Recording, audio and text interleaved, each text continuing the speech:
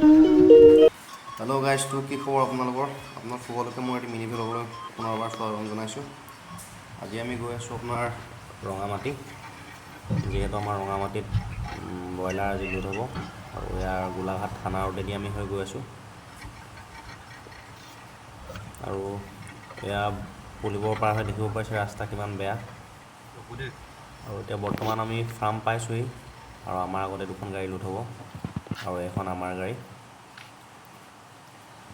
এইফালে broiler body দেখিছে আৰু এইফালে ফাৰ্মত ব্ৰইলাৰবিলাক দেখিছেই।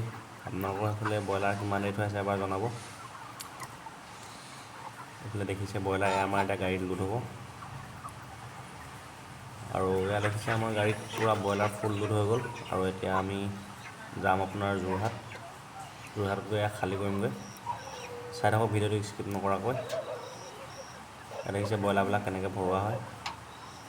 আৰু এয়া আমি পূৰা পাই গ'লোঁ মেইন ৰোড। এয়া দেৰগাঁও মেইন ৰোড। আমি দেৰগাঁও হৈ গৈ আছোঁ যোৰহাট চিঙামৰা, য'ত আমাৰ ব্ৰইলাৰবিলাক খালী হ'ব। আৰু এতিয়া সময় হৈছে আপোনাৰ ৰাতি 3:10 হৈছে, মানে ৰাতিপুৱাই আৰু ৰাতিয়ে ধৰক। আমি ৰুমৰ পৰা ওলাইছিলোঁ আপোনাৰ 11টামান বজাত ওলাইছিলোঁ আৰু এতিয়া বাজিছে 3:10।